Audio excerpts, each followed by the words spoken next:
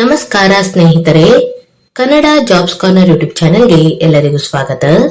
ಜಿಲ್ಲಾ ಆರೋಗ್ಯ ಮತ್ತು ಕುಟುಂಬ ಕಲ್ಯಾಣ ಇಲಾಖೆ ಮೈಸೂರಿನಲ್ಲಿ ವಿವಿಧ ಹುದ್ದೆಗಳ ನೇಮಕಾತಿಗೆ ಸಂಬಂಧಪಟ್ಟಂತೆ ಅರ್ಜಿಗಳನ್ನು ಆಹ್ವಾನಿಸಲಾಗಿರುವಂತದ್ದು. ಇನ್ನು ಯಾವ್ಯಾವ ಹುದ್ದೆಗಳಿವೆ, ಎಷ್ಟೆಷ್ಟು ಹುದ್ದೆಗಳು ಖಾಲಿ ಇರುವಂತದ್ದು, ಏಜ್ ಲಿಮಿಟ್, ಎಜುಕೇಶನಲ್ ಕ್ವಾಲಿಫಿಕೇಶನ್ ಹಾಗೂ ಸೆಲೆಕ್ಷನ್ ಪ್ರೊಸೀಜರ್ ಬಗ್ಗೆ ಈ ಒಂದು ವಿಡಿಯೋದಲ್ಲಿ ಮುಂದೆ ನೋಡ್ತಾ ಹೋಗೋಣ. ನಮ್ಮ ಚಾನೆಲ್ ಅನ್ನು ಯಾರಾದ್ರೂ ಹೊಸದಾಗಿ ನೋಡ್ತಾ ಇದ್ರೆ ಸಬ್ಸ್ಕ್ರೈಬ್ ಮಾಡಿ ಹಾಗೂ ಪಕ್ಕದಲ್ಲೇ ಇರುವಂತಹ ಬೆಲ್ ಬಟನ್ ಅನ್ನು ಕ್ಲಿಕ್ ಮಾಡಿ. ರಾಷ್ಟ್ರೀಯ ಆರೋಗ್ಯ ಅಭಿಯಾನದಡಿಯಲ್ಲಿ ಗುತ್ತಿಗೆ ಆಧಾರದ ಮೇಲೆ ವಿವಿಧ ಹುದ್ದೆಗಳನ್ನ ನೇಮಕಾತಿ ಮಾಡಿಕೊಳ್ಳಲಾಗುತ್ತಿರುವಂತದ್ದು. ಇನ್ನು ಈ ಎಲ್ಲ ಹುದ್ದೆಗಳಿಗೆ ಅರ್ಜಿಯನ್ನ ಸಲ್ಲಿಸಲು ಪ್ರಾರಂಭ ದಿನಾಂಕವನ್ನ ನೋಡೋದಾದ್ರೆ ಜನವರಿ 19ರಿಂದ ಜನವರಿ 27ರ ಒಳಗೆ ಅರ್ಜಿಯನ್ನ ಸಲ್ಲಿಸಬೇಕಾಗಿರುವಂತದ್ದು. ಇನ್ನು ಯಾವ್ಯಾವ ಹುದ್ದೆಗಳು ಖಾಲಿ ಇದೆ ಹಾಗೂ ಹುದ್ದೆಗಳಿಗೆ ಸಂಬಂಧಪಟ್ಟಂತೆ ಎಜುಕೇಶನಲ್ ಕ್ವಾಲಿಫಿಕೇಶನ್ ಬಗ್ಗೆ ನೋಡ್ತಾ ಹೋಗೋದಾದ್ರೆ ಮೊದಲನೇದಾಗಿ ಅರವಳಿಕೆ ತಜ್ಞರು. ಈ ಒಂದು ಹುದ್ದೆಗಳಿಗೆ ನೋಡ್ತಾ ಹೋಗೋದಾದ್ರೆ ಒಟ್ಟು 2 ಹುದ್ದೆಗಳು ಖಾಲಿ ಇರುವಂತದ್ದು. ತಾಯಿ ಆರೋಗ್ಯ ಕಾರ್ಯಕ್ರಮದಡಿಯಲ್ಲಿ ಈ ಒಂದು ಹುದ್ದೆಗಳು ಖಾಲಿ ಇದೆ. ಇನ್ನು ವಿದ್ಯಾರ್ಹತೆ ಬಗ್ಗೆ ನೋಡ್ತಾ ಹೋಗೋದಾದ್ರೆ DA, DNB ಅಥವಾ MDಯನ್ನ ಮಾಡಿರುವಂತಹ ಅಭ್ಯರ್ಥಿಗಳು ಅರ್ಜಿಯನ್ನ ಸಲ್ಲಿಸಬಹುದಾಗಿರುವಂತದ್ದು ಹಾಗೂ ಅಭ್ಯರ್ಥಿಗಳು ಕರ್ನಾಟಕ ಮೆಡಿಕಲ್ ಕೌನ್ಸಿಲಿಂಗ್ ನಲ್ಲಿ ನೋಂದಾಯಿತರಾಗಿರಬೇಕು. ಇನ್ನು ಎರಡನೇದಾಗಿ ಪ್ರಸೂತಿ ಮತ್ತು ಸ್ತ್ರೀ ರೋಗ ತಜ್ಞರು. ಈ ಒಂದು ಹುದ್ದೆಗಳಿಗೆ ನೋಡ್ತಾ ಹೋಗೋದಾದ್ರೆ ಒಟ್ಟು 1 ಹುದ್ದೆಗಳು ಖಾಲಿ ಇರುವಂತದ್ದು. ತಾಯಿ ಆರೋಗ್ಯ ಕಾರ್ಯಕ್ರಮದಡಿಯಲ್ಲಿ ಈ ಒಂದು ಹುದ್ದೆಗಳು ಖಾಲಿ ಇದೆ.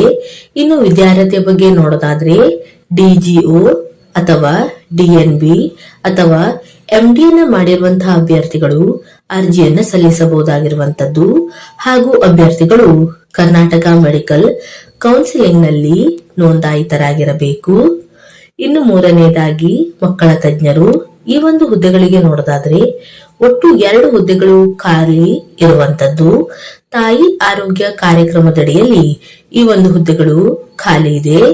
ವಿದ್ಯಾರ್ಹತೆ ಬಗ್ಗೆ ನೋಡೋದಾದ್ರೆ DCH ಅಥವಾ DNB ಅಥವಾ MDಯನ್ನ ಮಾಡಿರುವಂತಹ ಅಭ್ಯರ್ಥಿಗಳು ಅರ್ಜಿಯನ್ನ ಸಲ್ಲಿಸಬಹುದು ಹಾಗೂ ಅಭ್ಯರ್ಥಿಗಳು ಕರ್ನಾಟಕ ಮೆಡಿಕಲ್ ಕೌನ್ಸಿಲಿಂಗ್ ನಲ್ಲಿ ನೋಂದಾಯಿತರಾಗಿರಬೇಕು.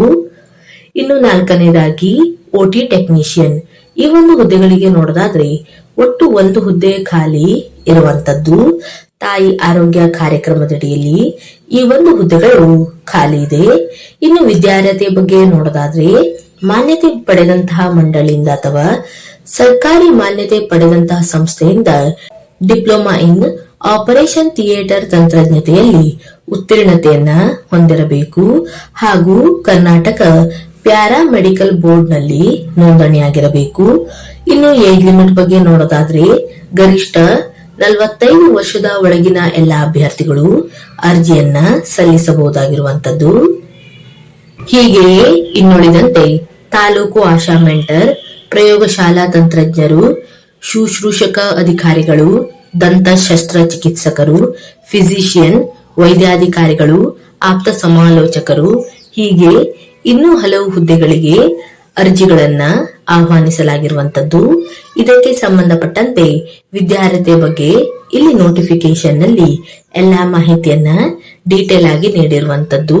ಒಟ್ಟಾರೆ ಮೈಸೂರಿನಲ್ಲಿ 67 ಹುದ್ದೆಗಳ ನೇಮಕಾತಿಗೆ ಸಂಬಂಧಪಟ್ಟಂತೆ ಅರ್ಜಿಗಳನ್ನ ಆಹ್ವಾನಿಸಲಾಗಿದೆ. ಆಸಕ್ತ ಮತ್ತು ಅರ್ಹ ಅಭ್ಯರ್ಥಿಗಳು ಈ ಒಂದು ಹುದ್ದೆಗಳಿಗೆ ಅರ್ಜಿಯನ್ನ ಸಲ್ಲಿಸಬಹುದು. ಇವಿಷ್ಟು ಜಿಲ್ಲಾ ಆರೋಗ್ಯ ಮತ್ತು ಕುಟುಂಬ ಕಲ್ಯಾಣ ಇಲಾಖೆ ಮೈಸೂರಿನಲ್ಲಿ ಕರೆಯಲಾದಂತಹ ವಿವಿಧ ಹುದ್ದೆಗಳ ನೇಮಕಾತಿಗೆ ಸಂಬಂಧಪಟ್ಟಂತಹ ಮಾಹಿತಿಯಾಗಿರುತ್ತದೆ. ಈ ಒಂದು ವಿಡಿಯೋ ನಿಮಗೆ ಇಷ್ಟವಾಗಿದ್ದಲ್ಲಿ ಒಂದು ಲೈಕ್ ಮಾಡಿ, ಶೇರ್ ಮಾಡಿ ಹಾಗೂ ಸಬ್ಸ್ಕ್ರೈಬ್ ಮಾಡಿ.